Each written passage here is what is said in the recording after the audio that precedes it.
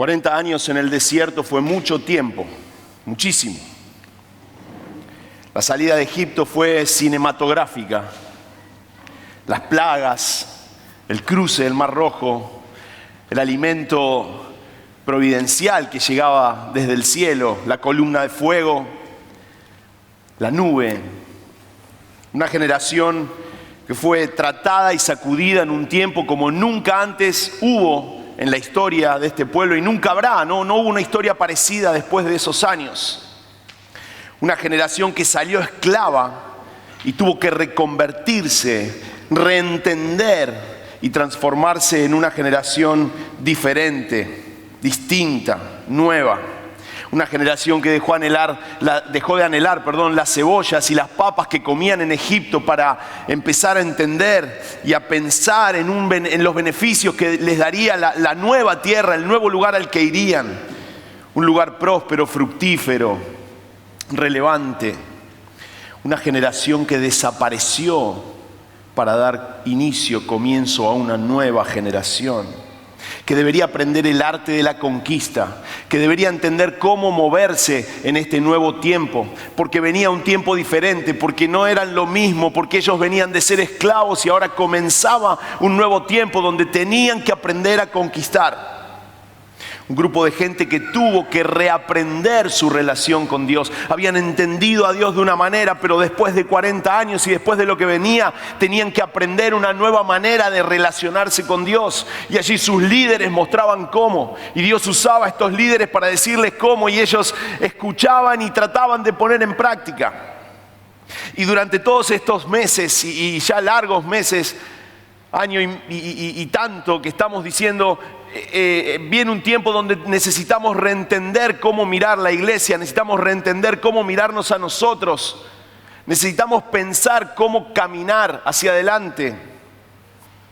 Pero esta generación estuvo marcada muy probablemente, pienso, por frustraciones, por abandonos, por pérdidas, por dolores, por desarraigos y muchas otras cuestiones que marcaron su carácter a fuego. Insisto, una generación que salió y pasó 40 años en el desierto, pero ellos tenían un carácter fluctuante.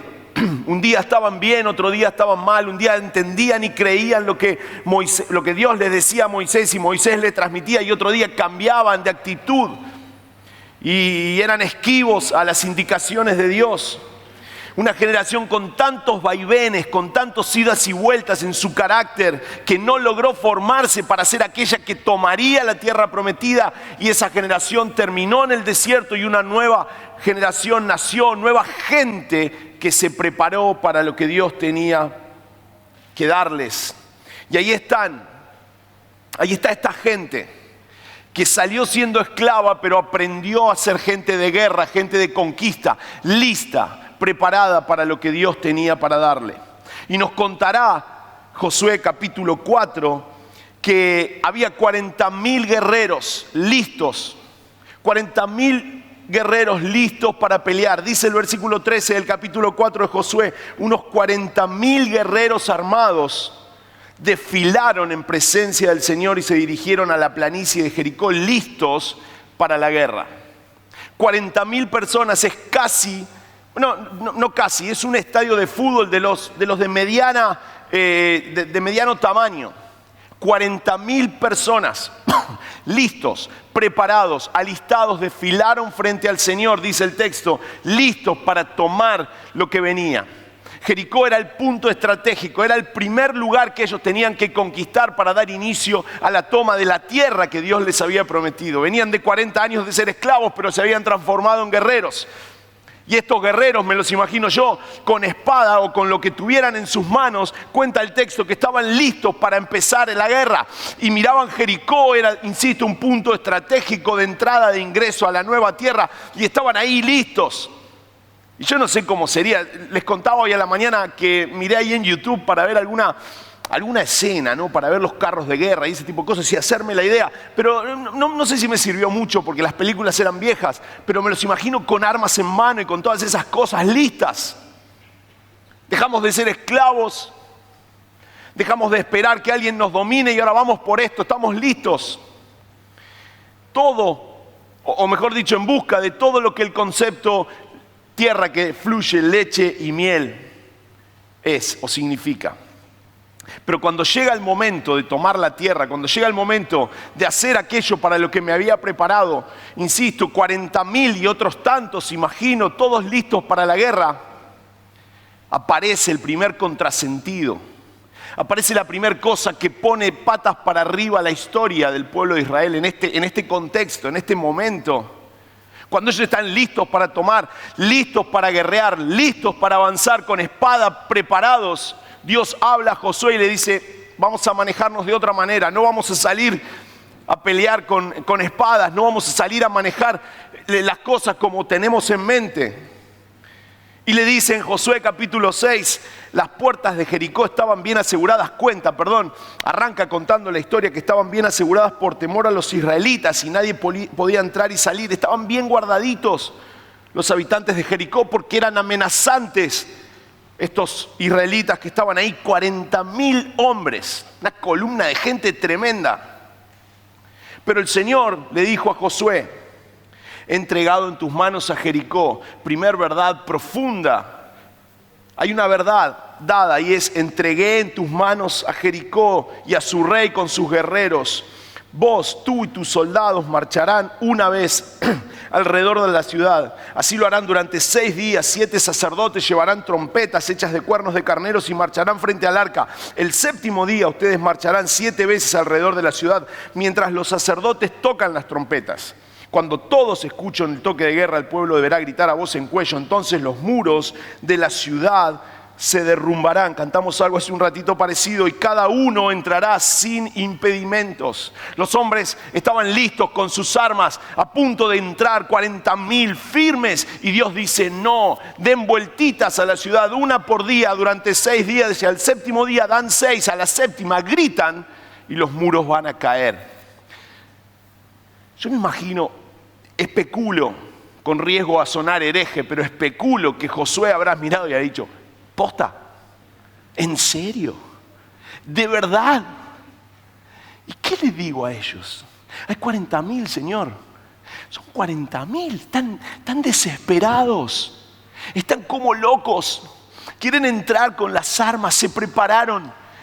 40.000 los conté, se alistaron, están listos. Pero Dios dice, hay un método diferente, hay una manera distinta. Y en este episodio, en este momento, se deja manifiesta una enseñanza que recorre la Biblia y la recorrerá desde Génesis hasta el último libro, hasta el último versículo, hasta el último renglón de Apocalipsis, y desde el día 1 de la humanidad y hasta el día último de la humanidad, hasta Jesús venga a buscarla, y es que la adoración es un método de victoria. La fórmula que no falla es la adoración. La adoración como instrumento de victoria.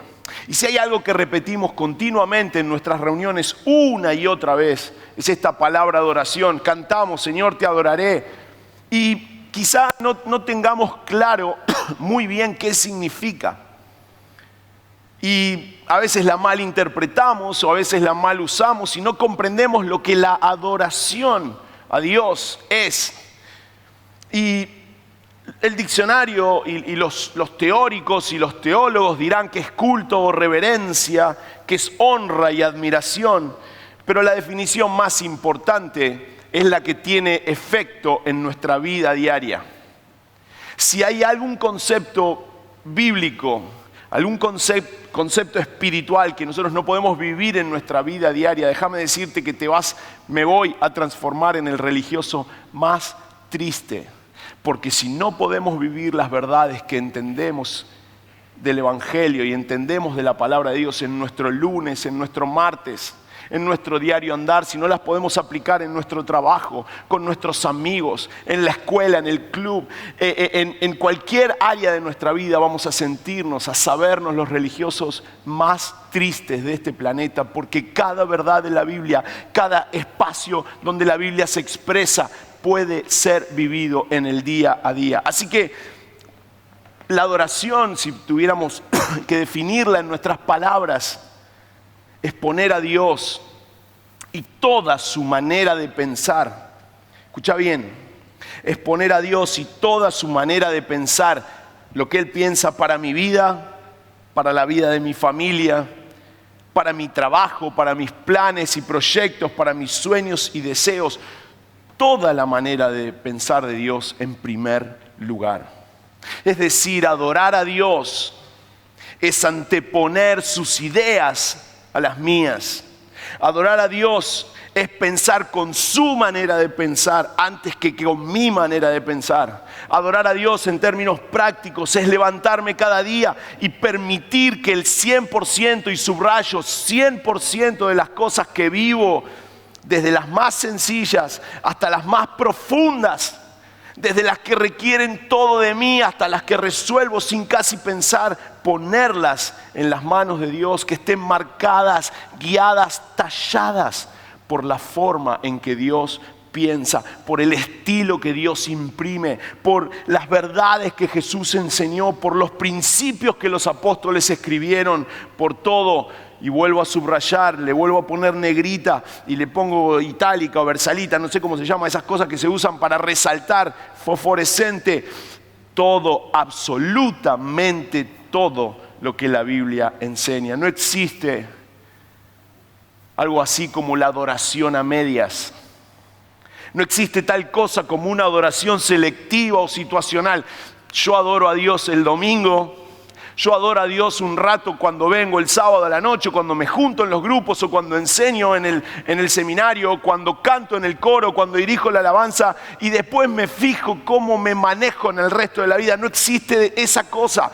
Uno no puede adorar situacional y discrecionalmente a Dios. Uno adora a Dios o no adora a Dios. Uno pone a Dios en primer lugar y todos sus principios, o no lo pone a Dios en primer lugar y todos sus principios. No existe tal cosa como la negociación con Dios y decir, bueno, en esto sí y en aquello no. O es todo o es nada. Y quizá las mayores derrotas que tengamos que contar en nuestras vidas tengan que ver con que no nos animamos a ir por todo, a jugarnos todo el 100% por creerle a todas las verdades. Vuelvo a insistir, subrayemos, absoluto, profundo, todas las verdades de Dios. Y muchas veces se nos genera una tensión fuerte, por lo menos a mí me pasa. Cada mañana cuando me levanto entro en tensión conmigo mismo. Y esa tensión aparece cuando tengo que anteponer los deseos y las formas de Dios a las mías. Cuando tengo que anteponer mi voluntad a la voluntad de Dios. Cuando cada mañana me levanto y tengo que pensar en mis formas o en las formas de Dios. En mi preparación, en mis métodos, en mi estilo, en el de las enseñanzas de mi familia, en lo que creemos como comunidad, aún en las cosas que hemos creído durante muchos años como iglesia.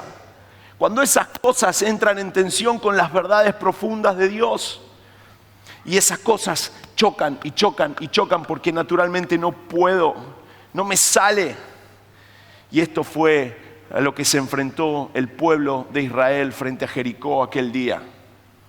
Mucho tiempo preparándose, muchas ideas. Dios les había dicho que les iba a dar la tierra prometida, que les iba a dar la victoria, pero que lo iba a hacer de una manera diferente.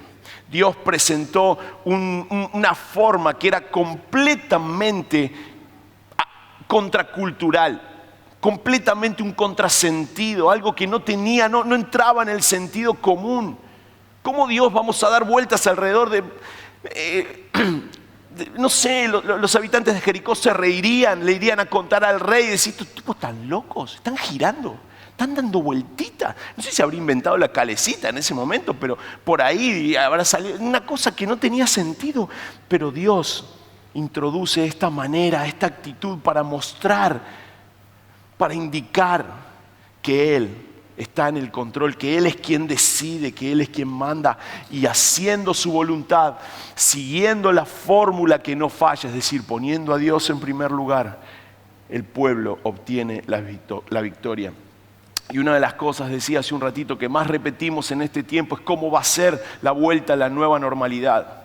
cómo tiene que ser la iglesia de los próximos años después de todo lo que hemos vivido, cómo tiene que ser la iglesia de los próximos años en función de todas las cosas que nos están pasando como sociedad, una iglesia relevante, una iglesia que tenga sentido y que afecte a la sociedad. Y la verdad es que a veces nos encontramos haciéndonos preguntas, pero una de las cosas que más paz me da es saber que frente a todo lo que vemos y a todo lo que sabemos y creemos tener seguro, aparece siempre un método superador de Dios, aparece una verdad que es mayor a la nuestra, aparece un método que es mejor al que nosotros hemos creado, aparece una forma de hacer las cosas que es distinta, nueva, renovada, pero basada en una verdad que ya fue escrita y que ya está dada. Hermanos, no confundamos eso, y quiero también pararme en este punto y decir, no podemos equivocarnos y pensar que las verdades o ir en busca de nuevas verdades, porque las verdades ya están dadas. Jesucristo es nuestra verdad. Lo que nosotros tenemos que hacer es ver cómo el Espíritu Santo reescribe y reexpresa esas verdades, dándonos nuevas estrategias, nuevas formas. Pero la verdad estaba dada, te voy a dar al pueblo. Jericó va a ser entregado en tus manos, pero la forma en la que esa verdad se iba a ejecutar iba a ser muy diferente de lo que el pueblo tenía en la cabeza. Si hoy la iglesia tiene que conquistar nuevos terrenos, será con las verdades que ya están dadas, pero que tenemos que reentender y reexpresar en nuestra vida, no cambiar las verdades no cambiarán. Jesucristo no cambiará, no cambió, no cambia y no cambiará hasta el día que vuelva e instale su reino eternamente. Un amén bien grande a todo eso. Él vuelve, va a volver y no cambia. Y quedará, no sé el tiempo, no estudié el tiempo, pero unos versículos después, póngale el tiempo que usted quiera, quedará en evidencia la contracara de lo que pasó en Jericó. Ustedes conocen la historia de Acán, del manto, de Jai, de la derrota y del dolor. ¿Por qué? Porque el pueblo en ese momento decidió no poner en primer lugar a Dios, no adorar, no ir en búsqueda de la fórmula que nunca falla, y puso por delante sus propios intereses. Y nos quedará en evidencia, o nos quedará como muestra de cara al futuro de tu vida, de cara al futuro de tu familia, de cara al futuro de cómo construyas de aquí en adelante y cómo construyamos la iglesia. Que la única manera que tenemos de salir vencedores en toda esta nueva etapa no será confiando en nuestros propios pensamientos, en nuestra propia manera de pensar, en nuestras capacidades, talentos, experiencia, en aquellas cosas que hicimos bien, sino poniendo al Señor en primer lugar, que Él nos diga cómo será el nuevo tiempo de la iglesia, que Él te diga cómo será el nuevo tiempo de tu familia, que Él te diga cómo es el tiempo que espera para vos, porque Dios tiene un nuevo tiempo, lo tiene, pero la verdad está dada para nosotros. Nuestra responsabilidad es poner a Dios en primer lugar. Ahora, permítanme también afirmar que nunca nos salen naturalmente estas cosas. Por lo menos a mí. Yo decía hace un ratito, no me levanto a la mañana y me sale fácil seguir estas cuestiones. No nos sale naturalmente seguir los principios del Señor, las formas, sus ideas. Nos cuesta. No lo tenemos metido en nuestras células porque lamentablemente estamos manchados, marcados por el pecado. Y si no, agarramos el celu, miramos las noticias, miramos la tele. Naturalmente a vos y a mí tenemos que ser honestos. No nos sale poner los principios de Dios en primer lugar en nuestra vida. A nadie le sale amar al enemigo naturalmente. A nadie le sale naturalmente poner la otra mejilla o no juzgar o no criticar o no hablar mal del otro. A nadie le sale naturalmente llevar 2 kilómetros la carga cuando nos pidieron 1. A nadie le sale naturalmente pagar bien por mal. A nadie le sale naturalmente compartir, sino que tenemos que hacer un ejercicio puntual de nuestra voluntad para poner a Dios en primer lugar. Pero ante tanta mala noticia que muchas veces vemos, que muchas veces tenemos, que muchas veces compartimos porque nosotros Muchas veces reaccionamos de esta manera. Dios nos presenta la fórmula que nunca falla y es adoración, poner a Dios en primer lugar, porque esa es la fórmula de nuestro éxito. Cuando ponemos a Dios en primer lugar, sus principios en todas las áreas de nuestra vida, tenemos y podemos caminar en estas cosas. El Señor Jesús explicó esto de esta manera. Mateo capítulo 16, versículo 24. Si alguien quiere ser mi discípulo, dijo, tiene que negarse a sí mismo, tomar su cruz y seguirme. Porque el que quiera salvar su vida la perderá, pero el que pierda su vida por mi causa la encontrará. ¿De qué sirve ganar el mundo entero si se pierde la vida? ¿O qué se puede dar a cambio de la vida? El Señor Jesús introduce, nos mete de lleno en esta idea de que si queremos ganar, que si queremos tener, tenemos que morir, tenemos que menguar, tenemos que bajar nosotros para que su voluntad, para que sus formas, para que sus ideas, para que sus pensamientos sean los que nos dominan. Y tenemos que decirlo, aunque no suene marketinero, el negocio, el mayor negocio de la vida cristiana tiene que ver con morir y no con vivir. El mayor negocio, el mayor éxito de la vida cristiana tiene que ver con dejar en manos del Señor que mueran las formas que yo tengo, que mueran aquellos pensamientos que yo tengo. Ahí estará la clave de nuestra vida para que crezcan los pensamientos de Él, para que crezcan sus ideas. El Señor Jesús fue claro. Muchachos, ¿de qué les sirve pegársela siguiendo su manera de pensar? ¿Por qué no piensan con mi manera de pensar? ¿Por qué no toman su cruz? ¿Por qué no toman estas ideas que yo les traigo? Dejan su manera de pensar y caminan de acuerdo a este plan maravilloso que yo tengo y vengo a presentarles. La vida cristiana, aunque suene poco marketinero, tiene que ver con morir cada día. Tiene que ver con deponer mis intereses por sobre, o ponerlos de Dios primero por sobre los míos. Juan el Bautista, no Juan el apóstol, lo entendió muy claro. Juan el Bautista fue un hombre maravilloso. Un hombre maravilloso del que no tenemos mucho registro, pero del que la Biblia dice que fue maravilloso. Y ahí tiene un pequeño diálogo y conversando y se enfrenta y se defiende o contesta algunas cosas, vamos a decirlo de esta manera. Y escribe y expresa esto. Mejor dicho, Juan el apóstol escribe acerca de Juan el Bautista esto en Juan capítulo 3, versículo 28. Dice: ustedes me son testigos de que dije, es Juan el Bautista el que habla, yo no soy el Cristo. Le preguntaban, che Juan, ¿vos sos el Cristo? ¿Sos vos el que había de venir, el Mesías? Y Juan les dice, muchachos, ustedes son testigos que yo les dije que no soy el Cristo, sino que he sido enviado delante de él, es decir, tengo un laburito previo para hacer.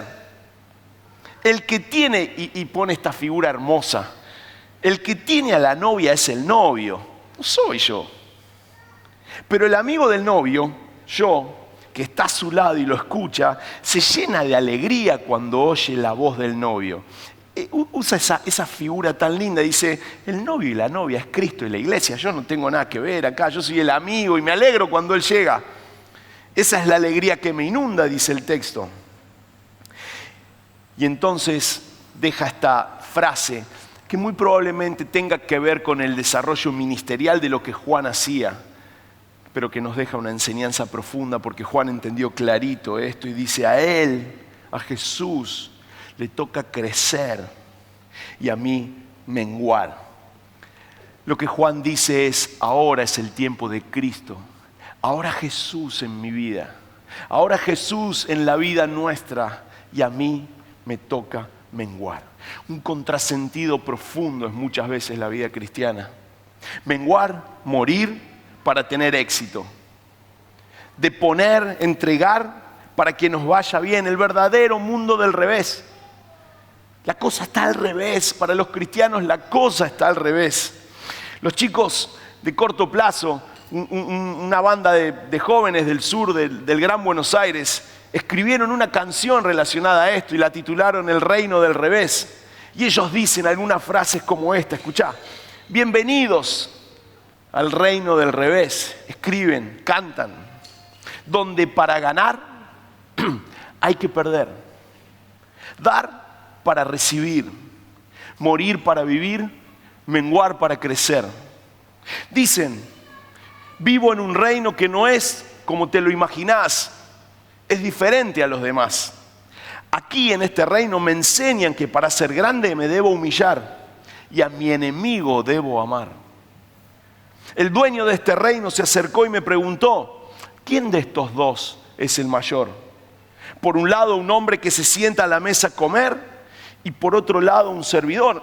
El que se sienta a la mesa, dije yo, pero él me dijo, mayor que este es el servidor. Bienvenidos al reino del revés, donde para ganar hay que perder, dar para recibir, morir para vivir, menguar para crecer. Jeremías 17:7, el Señor dice, benditos son los que confían en el Señor, en mí, y han hecho que el Señor sea su esperanza y confianza. Benditos son los que confían en el Señor. Benditos son los que ponen toda su confianza en Él. Y hace dos comparaciones, cómo utiliza la figura del árbol y de cómo está, léalo, Jeremías 17:7, creo que está ahí.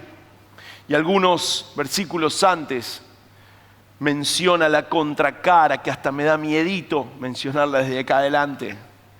Maldito el hombre que confía en el hombre, maldito el que se apoya en su propia fuerza y aparta su corazón del Señor. El Señor dice, no va bien cuando confías en vos, no va bien cuando confías en tu forma de pensar, no va bien cuando confías en aquellas cosas que vos crees, va bien cuando confías, cuando pones tu confianza en el Señor. Hermanos, la adoración se trata de morir a mí mismo. Se trata de encontrar en la acción de morir a mí mismo la victoria en lo cotidiano, la fórmula que nunca falla. No es evitar el dolor, ya lo sabemos. No es evitar que alguna que otra cosa no nos salga como esperamos, quizás hasta alguna pérdida dolorosa, sino es ganar la batalla final, la fórmula que no falla, aunque suene a contrasentido.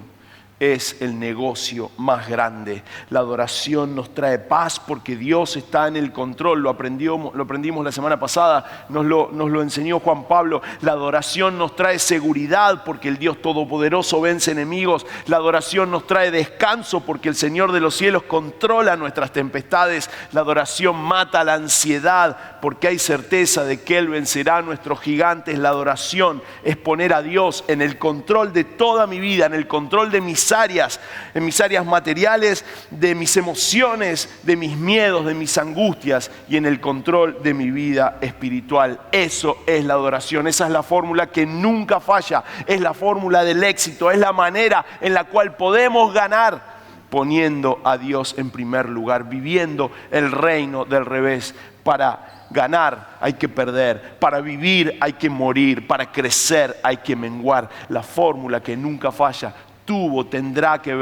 tiene y tendrá que ver con poner a Dios en primer lugar. Quiero pedirles a los músicos que se acerquen y terminar con una última idea o concepto y decirte cómo la alabanza puede ayudar a que tu adoración sea un acto de vida continuo. Otra vez un término que repetimos todo el tiempo en la iglesia. Cantamos, te alabamos, hablamos de la alabanza todo el tiempo, pero por ahí muchas veces no sabemos bien qué significa, cómo ponerla en práctica. Alabar es elogiar, es hablar bien, es decir cosas lindas. Cuando uno alaba a Dios, lo que está haciendo es elogiarlo a Dios, es hablar bien de Dios, es decir cosas lindas de su persona. Es proclamar sus verdades. Cuando uno alaba a Dios es presumir de sus victorias y sus hazañas. Es decir, tengo un Dios que hace cosas maravillosas, digo cosas lindas de Dios. Eso se llama alabanza.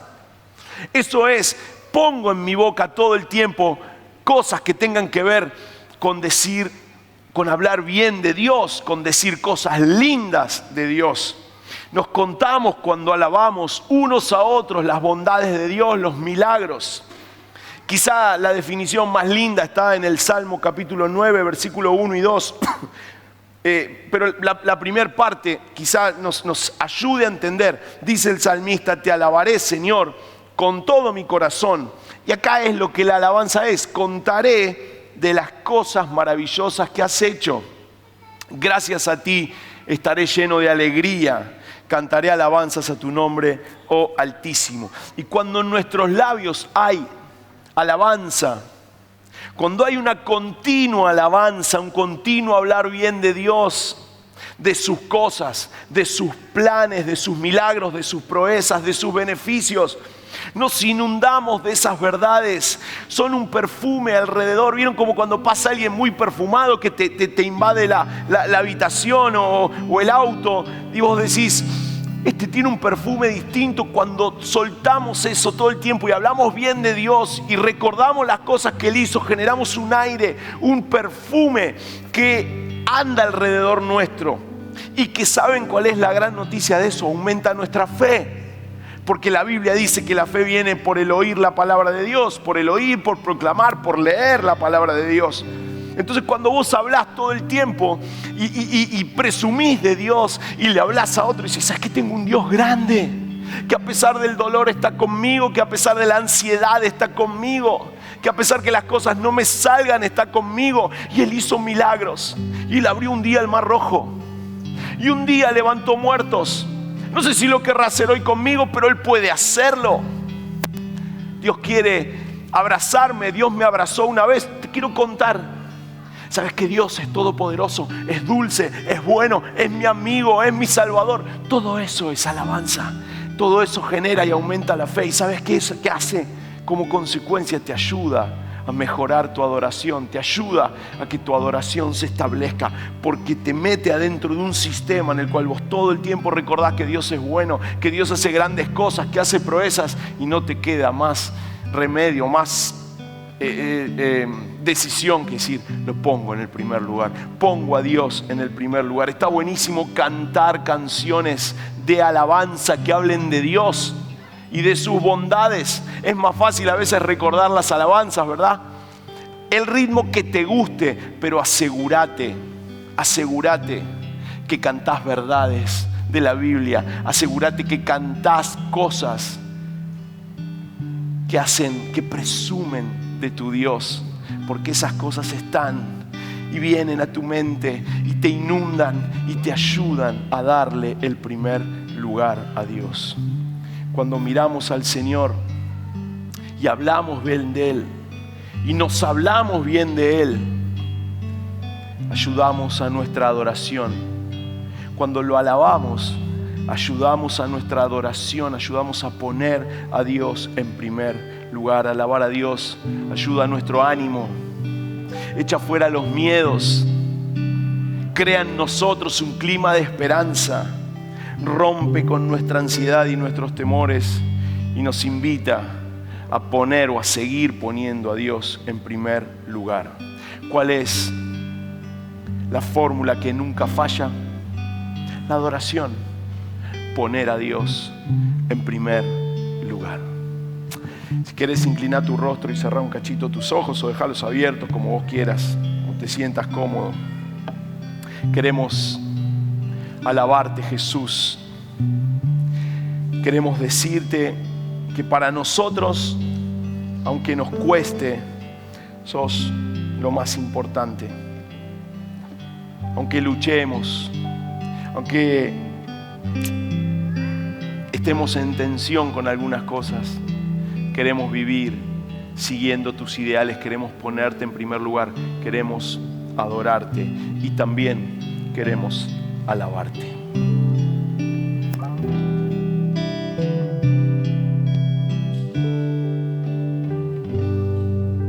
Y así: alabaré al Señor mi Dios, por siempre yo proclamaré, eternamente te cantaré, Señor, Señor, mi Dios.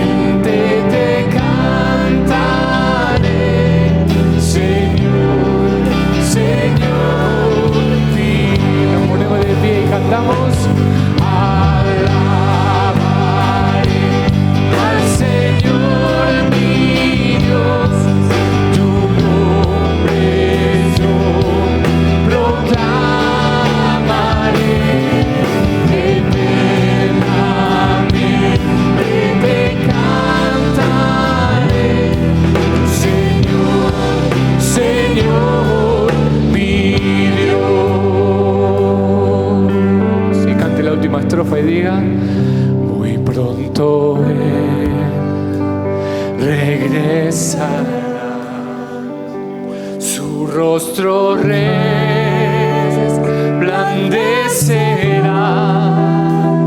en su presencia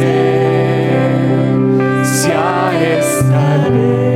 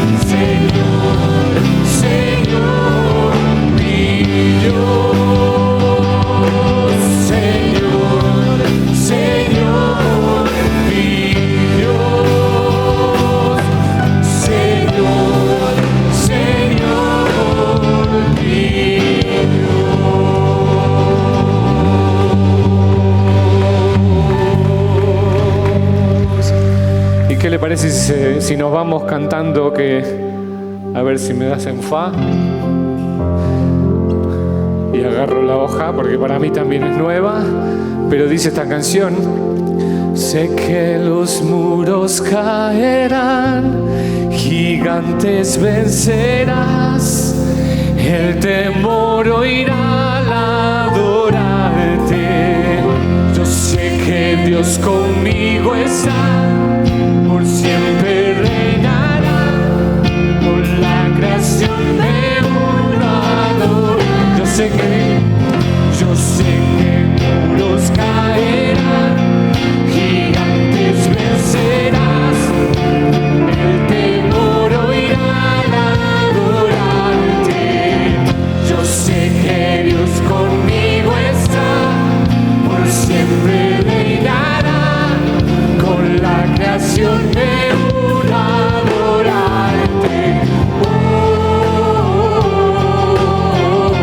Te adoramos, te adoramos,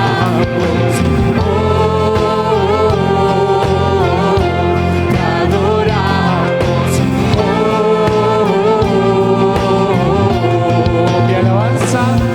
Mi alabanza es un arma que silenciará a todo enemigo y a toda ansiedad. Adoraré, te adoraré.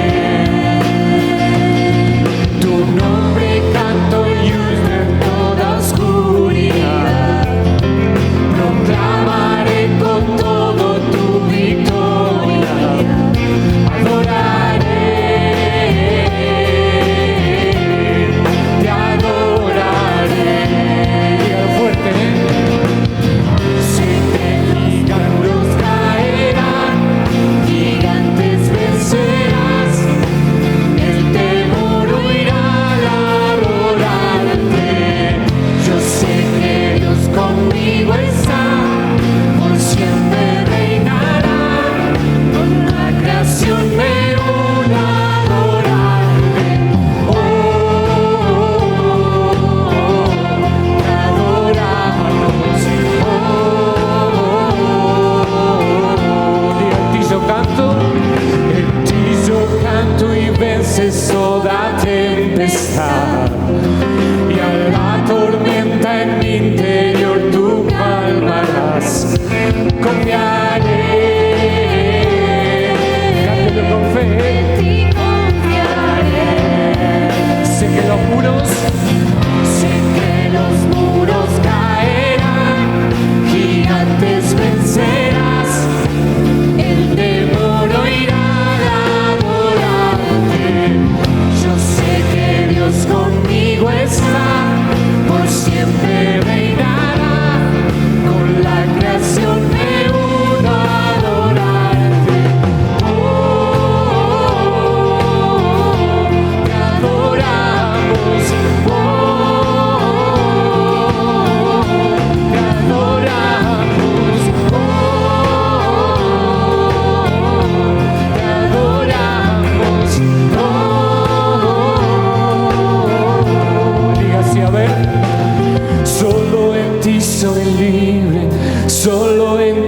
hay vida, con los cielos en armonía. A ti adoramos, solo en ti soy libre, solo en ti hay vida, con los cielos en armonía. A ti adoramos, solo en ti soy libre, solo en ti hay vida, con los cielos en armonía.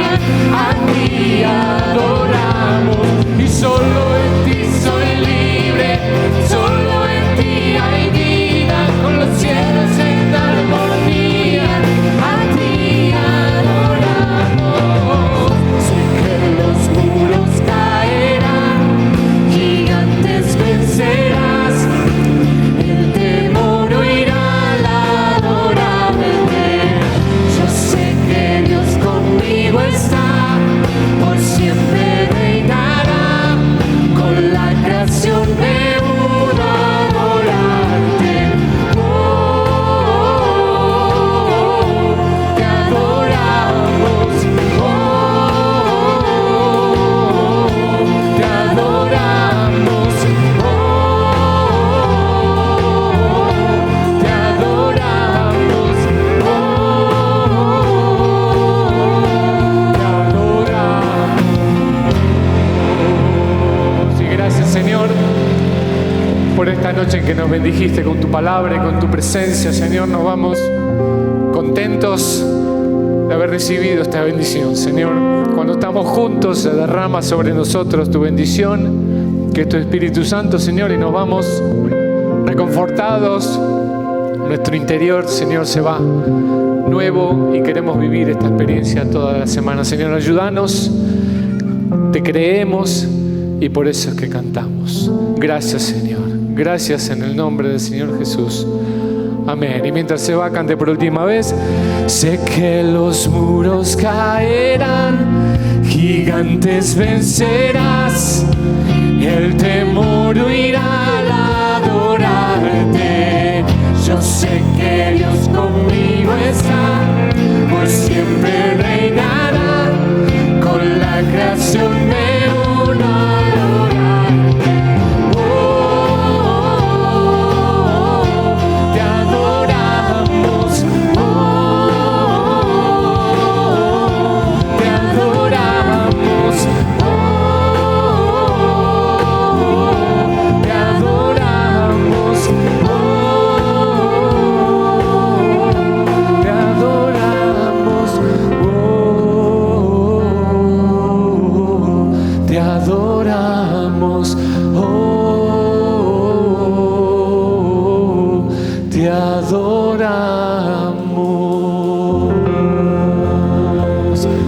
Amén. Nos vemos el domingo que viene. Gracias por participar y ser parte de todo esto. Nos bendijimos los unos a los otros. Gracias.